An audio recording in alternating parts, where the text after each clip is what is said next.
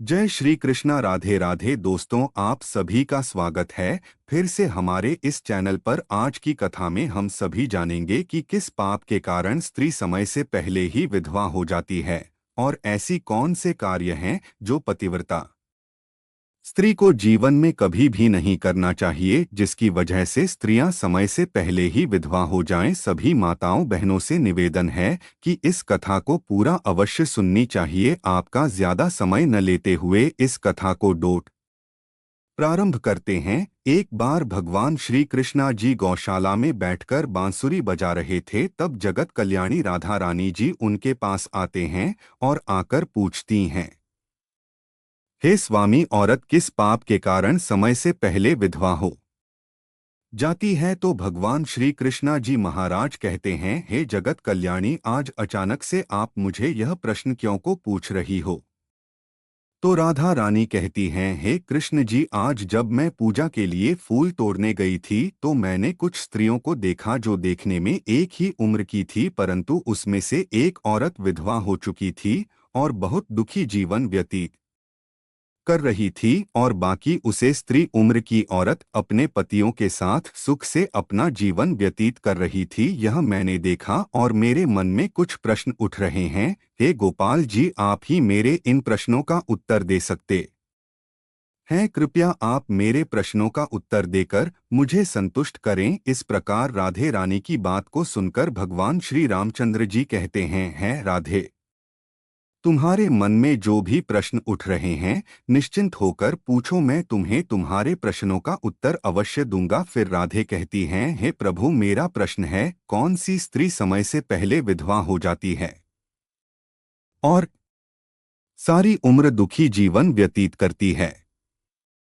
और मेरा दूसरा प्रश्न है, कौन सी स्त्री को जीवन में कभी सुख शांति नहीं मिलती? और मेरा तीसरा प्रश्न यह है, वह कौन सी चीज है जो एक पत्नी अपने पति के मांगने पर भी पति को डोट नहीं देती? इस तरह राधा रानी के तीनों प्रश्न को सुनकर भगवान श्री कृष्ण जी महाराज कहते हैं, राधे, तुम जिन स्त्रियों की बात कर रही हो उनमें से एक स्त्री समय से पहले ही विधवा होकर अपना दुखी जीवन व्यतीत कर रही है और वहीं पर अन्य स्त्रियों सुहागन है और अपने पति के साथ खुश होकर सुखी जीवन व्यतीत कर रही हैं। तुम जानना चाहती हो आखिर ऐसा क्यों है? तो राधे सुनो, तुम्हें इन प्रश्नों का उत्तर एक कथा के माध्यम से देना चाहता हूँ। इस कथा को बहुत ही ध्यान से सुनना, क्योंकि आधी अधूरी कथा सुनने वाले को आधा अधूरा ही ज्ञान प्राप्त होता है जो जीवन में कभी काम नहीं आता। और यदि तुमने ध्यान से सुना तो तुम्हारे तीनों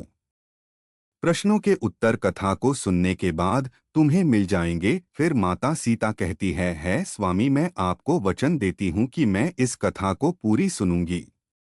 संसार की समस्त नारियों तक इस कथा को आपके माध्यम से पहुंचाऊंगी। राधा रानी की यह बात सुनकर भगवान श्री कृष्णा जी महाराज कहते हैं, राधे, सबसे पहले मैं तुम्हें उसे स्त्री की कहानी सुनना चाहता हूँ जो सुहागन बनकर सुखी जीवन जी रही हैं। और जिस सुहागन स्त्री की तुम बात कर रही हो वह स्त्री और कोई नहीं बल्कि कौशल नरेश की नौकर की पत्नी है।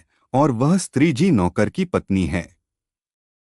उसे नौकर को अपनी पत्नी पर पूरा विश्वास है कि मेरी पत्नी एक चरित्रवान और पतिव्रता स्त्री है जिसकी प्रशंसा और नगर में सबसे ही करता है और अपने साथियों से अपनी पत्नी के गुणवान होने का वृत्तांत किया करता है। और भगवान श्री कृष्णा जी महाराज राधा रानी से कहते हैं, है राधिका जी, उसे नौकर की पत्नी की चर्चा समस्त नगर में होने लगी। धीरे धीरे फैलते हुए यह बात राजा के दरबार में पहुंच गई और यह बात सुनकर राजा ने अपने नौकर को बुलाया और उसे नौकर से राजा कहने लगे कि तुम हर किसी से कहते हो कि तुम्हारी पत्नी एक चरित्रवान और पतिव्रता स्त्री है। क्या वास्तव में तुम्हारी पत्नी एक चरित्रवान और पतिव्रत है? और क्या तुमको पूरा विश्वास है कि तुम्हारी पत्नी एक पवित्र स्त्री है और तुम्हारे अलावा पराया मर्द को आंख उठाकर भी नहीं देखती? क्या इस बात का कोई सबूत तुम्हारे पास है? राजा की इस बात को सुनकर नौकर कहने लगा, महाराज, मुझे अपने धर्म पत्नी पर पूरा विश्वास है कि वह एक पतिव्रता स्त्री है और मेरे अलावा वह अन्य मर्दों को नहीं देखती। नौकर की इस बात को सुनकर राजा ने एक मंत्री से कहा, मैं क्षमा चाहता हूं महाराज, ऐसा कैसे हो सकता है कि तेरी पत्नी किसी अन्य पुरुष को ना देखें? ऐसा तो संभव है। फिर मंत्री ने राजा से कहा, महाराज, यदि मैं इस नौकर की बात साबित गलत कर दूं और इसकी पत्नी का पतिव्रत धर्म नष्ट हो जाए तो इससे क्या सजा मिलेगी फिर? नौकर ने कहा, महाराज, यदि महामंत्री जी मेरी पत्नी का पतिव्रत धर्म नष्ट कर देते हैं तो आप मुझे फांसी की सजा दे देना, और यदि महामंत्री जी मेरी पत्नी का पतिव्रत धर्म खंडित नहीं कर पाए तो इनको भी कुछ सजा मिलनी चाहिए। नौकर की यह बात सुनकर राजा ने कहा कि मंत्री को भी फांसी की सजा दी जाएगी। मंत्री ने यह बात स्वीकार कर ली और नौकर से पूछा कि तुम्हारे पत्नी से क्या वस्तु लाऊं जिसे तुम मान ले कि मैं तेरी पत्नी का धर्म खंडित कर दिया? तो नौकर ने कहा, महामंत्री जी, आप मेरी पत्नी से मेरे विवाह के समय पर दहेज में मुझे एक मटका और एक कतार मिली थी और वह दोनों चीज मेरी पत्नी ने बहुत ही संभाल कर रखी है, क्योंकि यह दोनों चीज एक पतिव्रता स्त्री के लिए सुहाग की निशानी है। यदि तुम यह दोनों चीज मेरी पत्नी से लाकर मुझे दिखा दोगे तो मैं मान जाऊंगा कि मेरी पत्नी का पतिव्रत धर्म महामंत्री जी आपने नष्ट कर दिया है। तब मंत्री ने नौकर की यह सच स्वीकार कर ली और वह मंत्री दरबार से निकलकर नगर में जाता है और एक जादू टोना करने वाली स्त्री से जाकर मिलता है। जो काम को कोई नहीं कर पाता था वह काम वह जादू टोना करने वाली स्त्री कर देती थी। फिर मंत्री ने उसे स्त्री को सारी बात बताई और कहा, तू कैसे भी करके उसे नौकर की पत्नी से मेरा संबंध बनवा दे, इसके बदले तुझे जितना धन चाहिए मैं उतना धन देने को तैयार हूं। इस तरह मंत्री की बात सुनकर वह स्त्री कहने लगी, मंत्री जी, आपको कहने से आसान लगता होगा किंतु ऐसा कुछ भी नहीं है। तुम जिस औरत के बारे में बात कर रहे हो वह औरत एक पतिव्रता नारी है। उसे ना ही किसी धन का लोभ है और ना ही किसी वस्तु का लालच है। तुम्हें क्या लगता है वह तुमको मटका और कतार दे देगी? फिर वह स्त्री कहती है, महामंत्री, वह तेरी और देखेगी भी नहीं। मंत्री डर गया और कहने लगा, यदि तू मेरा संबंध नहीं करवा सकती है तो एक काम कर दे, उसके घर जाकर उसका मटका और कतार चुराकर मुझे दे दे और उसकी पत्नी के जांघ के पास यदि कोई निशानी हो तो वह निशानी मुझे देखकर बता दे। फिर मैं तुझे मुँह मांगा ही नाम दूंगा। तुझे जितना धन चाहिए उतना धन मैं दूंगा, बस तू मेरा यह काम कर दे। मंत्री की यह बात सुनकर उसे जादू टोना करने वाली स्त्री के मन में धान के लालच आ गया और उसने कहा, ठीक है, मैं तुम्हारा काम अवश्य करूंगी, लेकिन मुझे यह मुँह मांगा धन देना पड़ेगा। मंत्री ने कहा, ठीक है। और फिर वह स्त्री नौकर के घर में वेशभूषा बदल कर जाती है और नौकर की पत्नी से जाकर कहती है, बेटी, मैं तेरी पति की बुआ हूं। मैं कई सालों बाद आई हूं। फिर उसे नौकर की पत्नी ने कहा, आप इतने सालों बाद आई है इसलिए मैंने आपको पहले कभी देखा नहीं, इसलिए मैं आपको पहचान नहीं पाई। और इस प्रकार वह स्त्री उसे नौकर के घर में बुआ बनकर रहने लगी।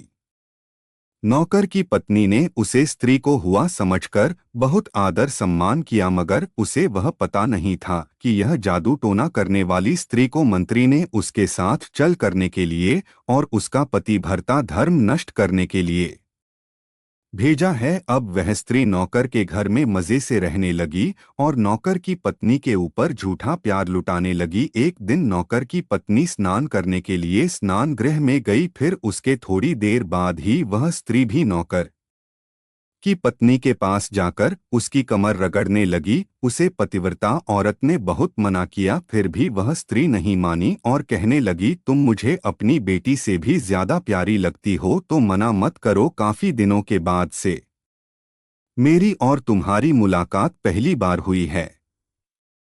और ऐसा कहकर वह स्त्री उसके बातों की माया जाल में उलझाने लगी या फिर मौका देखते ही उसने उसके पैर के पास में जांघ पर तिल था जो उसे जादू टोना करने वाली स्त्री ने देख लिया। उसका काम बन गया और जब स्नान करने के बाद में नौकर की पत्नी घर में अन्य काम करने लगी, इसी बीच उसे स्त्री को मटका और कतिर चुराने का मौका मिल गया और मटका और कतार चुरा लिया और वहां से दोनों चीज चुरा कर भाग गई और सीधा जाकर मंत्री के पास पहुंची और उसे मंत्री को मटका और कतार दे दिया और उसे नौकर की पत्नी की जांघों पर तिल की निशानी है यह भी बता दिया और मंत्री मटका और कतार लेकर सीधा राजा के दरबार में जा पहुंचा और राजा से कहा, महाराज मैं नौकर की पत्नी के साथ 2 दिन रहकर आया हूं और यह मटका और कतार उसी ने मुझे दिया। इस तरह मंत्री के पास सुनकर राजा ने तुरंत दरबार लगाया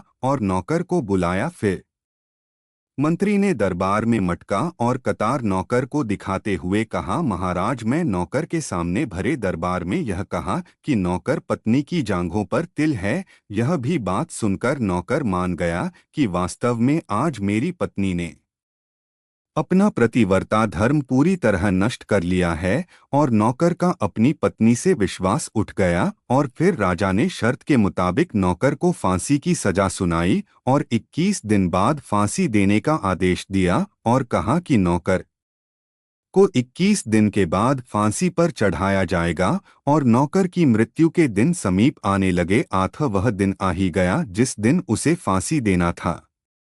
जब उसे फांसी के फंदे के पास लाया गया तो उसे नौकर से उसकी अंतिम इच्छा पूछ ली गई। फिर नौकर ने कहा कि महाराज मेरी अंतिम इच्छा यह है कि मैं आखिरी बार अपनी पत्नी से मिलना चाहता हूँ। इस तरह राजा ने नौकर को आगे कहा कि तुम अपनी पत्नी से मिल सकते हो। फिर नौकर कुछ दिन की इजाजत लेकर अपने घर गया और अपनी पत्नी से कहने लगा, तुम मेरे साथ बहुत बड़ा विश्वासघात किया, छल किया। मैंने तुम पर विश्वास करके राजा के सामने मंत्री की ऐसी शर्त लगाई थी और राजा के दरबार में मैंने कहा था कि मेरी पत्नी एक चरित्रवान और पतिव्रता स्त्री है और उसके पतिव्रत धर्म को कोई नष्ट नहीं कर सकता। यदि कोई नष्ट कर देगा तो मुझे फांसी दे देना। और तूने पतिव्रत धर्म नष्ट कर दिया, मुझे कुछ दिन के बाद फांसी देती जाएगी। तुमने मेरे साथ विश्वासघात किया है। मैंने तुम पर विश्वास करके तुम्हें घर पर अकेला छोड़कर गया था। नौकर किया बात सुनकर उसकी पत्नी ने उसे स्त्री की बात बताई जो उसके पति के बुआ बनाकर उसके घर पर आई थी, मगर नौकर को अपनी पत्नी की बातों पर बिल्कुल भी विश्वास नहीं किया और नौकर राजा की दरबार पहुंच गया। फिर राजा किसी कारण बस उसे नौकर की फांसी की सजा कुछ दिन के लिए टाल दिया और उसे कैद में डलवा दिया। नौकर की पत्नी अपने पति को निर्दोष साबित करने के लिए राज दरबार में गाणिका का अर्थात नाचने वाली और औरत के रूप बनाकर कर के बीच सभा में पहुंच जाती है और राजा से उसके सम्मुख अपने नृत्य दिखाने की आज्ञा मांगने लगी। राजा ने स्त्री की सुंदरता देखकर नाचने की आज्ञा दी। फिर महल में नौकरों ने उसके नृत्य के लिए व्यवस्था की। फिर उसे नौकर की पतिव्रता पत्नी ने जब नाचना शुरू किया तो उसका नाच देखकर राजा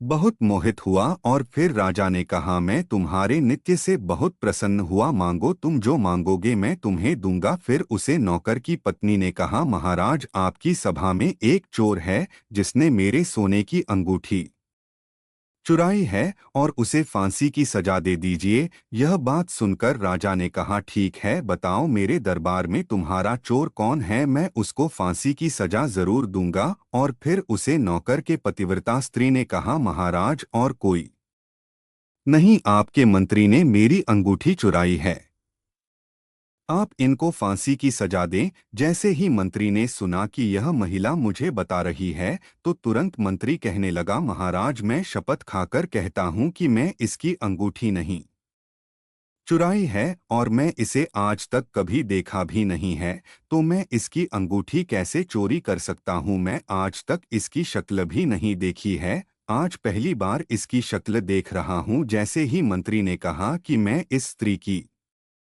आज तक शक्ल नहीं देखी है, तो पतिव्रता औरत अपने वास्तविक स्वरूप में आ गई और कहने लगी, महाराज, इस मंत्री ने मुझे पहले कभी नहीं देखा है, और नहीं तो आप इससे यह पूछे कि यह मटका और कतार कहाँ से लाया है, और मैं इस नौकर की पत्नी हूँ जो आपके यहाँ नौकरी करता है, और आप मेरे निर्दोष पति को फांसी पर चढ़ने वाले, इसलिए मुझे यहाँ इस गणिका की वेशभूषा में आपके दरबार में आना पड़ा। मैं आपको इस मंत्री की पूरी सच्चाई सुनती हूँ। यह जो आपका मंत्री है, इसने मेरे पास एक जादू टोना करने वाली स्त्री को मेरे पति की बुआ बनाकर भेजा था, और उसने धोखे से मेरी जात के तिल का पता लगाया, और उस स्त्री ने यह मटका और कतार चुराकर उसको दे दिया, और आपके मंत्री ने इसके बदले उसको बहुत सारा ध्यान दिया, और मेरे साथ यही छल हुआ है महाराज, और मैं आज भी पतिव्रता हूँ। इस स्त्री की इस बात को सुनकर राजा ने उसे स्त्री को बुलाया, और फिर उसे स्त्री ने राजा के डर से मंत्री को सारी सच्चाई राजा को बता दी, जिससे राजा ने उसे नौकर को अपनी कैद से रिहा कर दिया, और उसकी जगह मंत्री को फांसी पर चढ़ा दिया। और कथा को आगे बताते हुए भगवान श्री कृष्णा जी महाराज कहते हैं, राधे, इस प्रकार उसे नौकर की पतिव्रता स्त्री ने अंत में राजा से कहा, महाराज, अपने पति से बहुत प्रेम करती हूँ, मैं एक चरित्रवान स्त्री हूँ, और मैं कभी भी अपने मुंह से अपने पति का नाम तक नहीं लेती हूँ। इस प्रकार भगवान कृष्ण कहते हैं, यह कथा पूरी हो गई। अब तुम अपने तीनों प्रश्नों का उत्तर सुनाओ। तुम्हारा पहला प्रश्न था, कौन सी स्त्री समय से पहले विधवा हो जाती है? तो जो स्त्रियां अपने मुंह से अपने पति का नाम लेते हैं और उनको हमेशा नाम से ही बुलाती है, वह स्त्रियां समय से पहले ही विधवा हो जाती है और बिना पति के दुखी जीवन व्यतीत करती हैं। क्योंकि यदि कोई स्त्री अपने पति का नाम अपने मुंह से लेती हैं, जो पति की उम्र कम हो जाती है, और समय से पहले उसे स्त्री के पति की मृत्यु हो जाती है, और स्त्री समय से पहले ही विधवा होकर एक दुखी जीवन जीते हैं। बस यही कारण है कि तुम जिन स्त्रियों की बातें कर रही थी, उनमें से एक विधवा है, इसी कारण से हुई थी। और उनमें से एक नौकर की पत्नी थी जो पतिव्रता स्त्री थी। वह स्त्री कभी भी अपने पति का नाम मुंह से नहीं लेती थी, जिसके कारण आज भी सुहागन है और सुखी जीवन व्यतीत कर रही है।